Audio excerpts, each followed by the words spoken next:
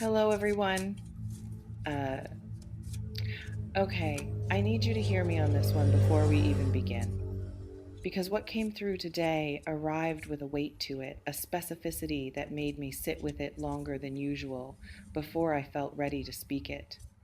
So settle in, get still, and let this land wherever it's meant to. There is a particular kind of richness that announces itself long before it becomes visible. Not in bank statements, not in numbers on a screen, not in any of the external measurements the world tends to use when it speaks about wealth, but in something interior, something that shifts in the quality of a person's relationship with their own life before the material evidence has caught up to confirm what the interior already knows. A quiet confidence that begins to replace the anxious scanning of horizons, a loosening in the chest where there used to be a tightening, a sense subtle, persistent, and increasingly difficult to argue away that the tide has turned, and that what is moving in your direction now is not the same energy that has been moving away from you. You may be in the early hours of that interior shift right now.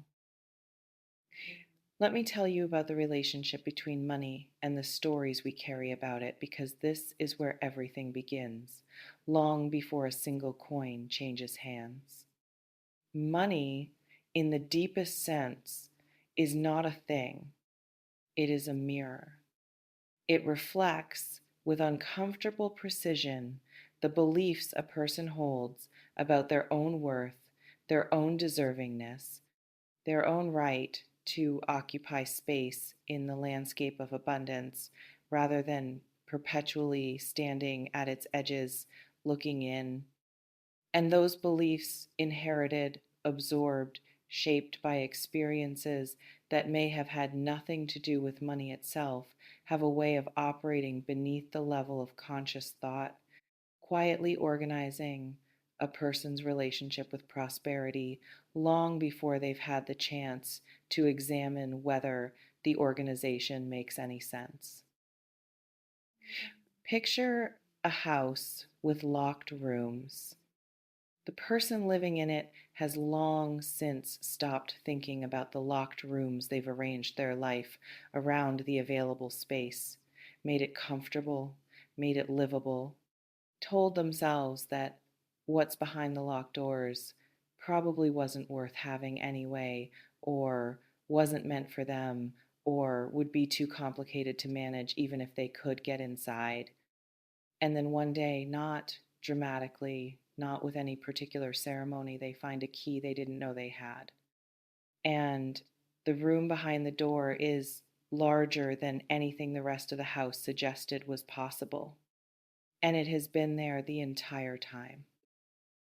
The locked rooms in your relationship with abundance may be closer to opening than you currently believe. This reflection invites you to consider, what is the oldest story you carry about money, about wealth, about your right to have significantly more than enough, and where did that story actually come from? And does the person you are now still agree with it? Because those stories are rarely chosen. They are absorbed from families where money was a source of tension or scarcity or shame, from experiences where reaching for more felt dangerous or presumptuous or destined for disappointment, from cultural narratives that equate wanting abundance with something morally suspect, something greedy, something incompatible with being the kind of person you've been trying to be. And the absorption happened so early, so thoroughly, that the story stopped feeling like a story and started feeling like a fact about the nature of reality. But it is not a fact, it is a narrative. And narratives, unlike facts, can be rewritten. Some of you watching this have been doing extraordinary work in your career, in your creative life, in the private discipline of someone who has been building something real without the comfort of visible results to sustain the effort. You have been showing up consistently and without guarantee in the direction of something that matters to you. And that showing up, that quiet, unglamorous, uncelebrated consistency has been accumulating into something beneath the surface of what is currently visible. Compounding, the way only genuine effort, genuinely applied over genuine time, compounds into something that the surface of your life has not yet caught up to reflecting. This reflection invites you to consider, if you were to look at the invisible work you have been doing, the efforts that haven't yet translated into material reward, the seeds pressed into ground that has shown no visible movement, what would an honest accounting of that work reveal about what may be gathering beneath the surface? Because here is what I find endlessly fascinating about abundance: it does not move in straight lines. It does not reward effort in the neat, proportional, predictable way that would make financial planning a simple matter of input and output. It moves more like water, finding its level, accumulating invisibly, pressing against barriers that seem immovable, finding its way through the smallest available opening, and then, suddenly and all at once, flooding a space that a moment ago appeared completely dry. The flooding feels sudden. The accumulation behind it was anything but. Some of you are standing on the dry side of a barrier that has been under pressure for longer than you know. The surface looks the same as it has looked for months, perhaps longer. Nothing appears to be moving. Nothing appears to be changing. And yet, in the invisible architecture of cause and effect and accumulated effort and shifting circumstance, something is pressing. Something is finding its way through.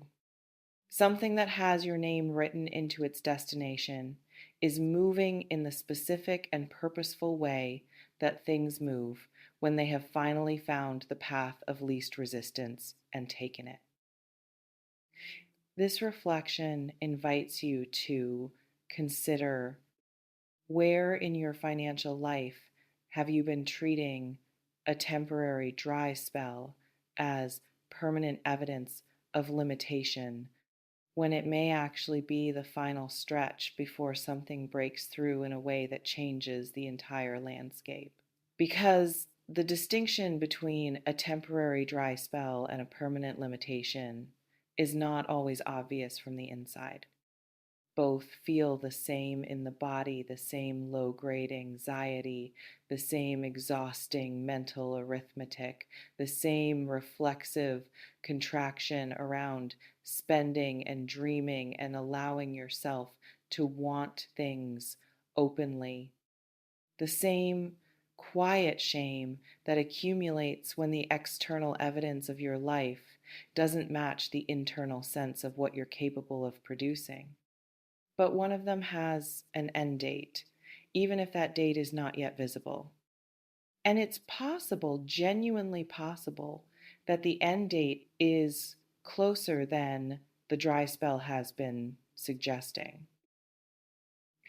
I want to talk about receiving because I think it is one of the most under-examined skills in the entire landscape of abundance, and a skill it genuinely is, requiring practice and intention and a willingness to examine the reflexes that operate when good things arrive. Because for many people, particularly people who have spent significant time in scarcity of any kind, the arrival of abundance triggers a set of responses that are almost paradoxically self-defeating.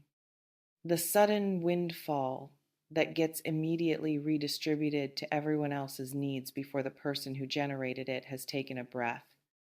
The unexpected income that gets mentally spent before it has even landed on debts and obligations, and everyone who has been waiting, leaving nothing for the person at the center of the earning. The deep, almost allergic discomfort of having more than enough when having enough has felt so precarious for so long that the surplus feels like something that must be quickly neutralized before it becomes a target or a responsibility too heavy to hold. This reflection invites you to consider when money has arrived in your life in the past. What has been your first instinct to protect it, to distribute it, to spend it quickly, to minimize it? And what does that instinct reveal about the underlying belief system that has been governing your relationship with abundance? Because the relationship with money, and I mean this with complete seriousness, is one of the most intimate relationships a person has. It touches everything. It shapes the texture of daily life in ways that are so omnipresent they become invisible. And the quality of that relationship is determined not primarily by the amount of money present or absent, but by the beliefs, the reflexes, the deeply ingrained stories that activate the moment money becomes part of the conversation. And it's possible, it is very possible that part of what is shifting for you right now is not just your external financial landscape, but your internal relationship with what you believe you're allowed to have, to hold, to keep, to build, to pass on, to enjoy without guilt or apology or the constant background anxiety of someone who has never fully trusted that abundance is something they're permitted to inhabit rather than just visit.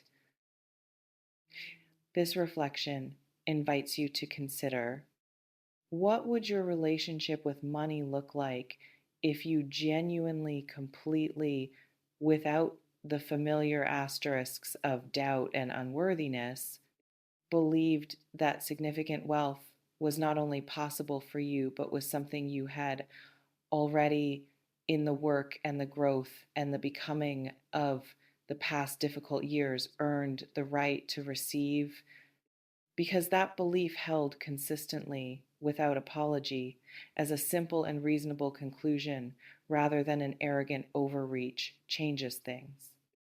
It changes the decisions you make, the opportunities you notice, the rooms you walk into, and the way you walk into them, the conversations you're willing to have, the prices you're willing to charge, the value you're willing to assign to what you bring, what you know, what you've survived and integrated and turned into something that other people need and would pay for if only you would let them.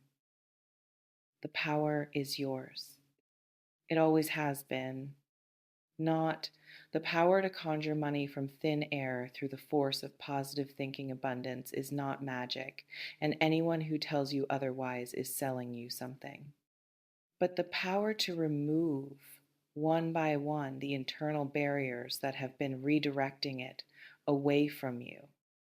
The power to examine the stories, challenge the inherited beliefs, and build a relationship with your own worth that stops apologizing for taking up space in the landscape of prosperity.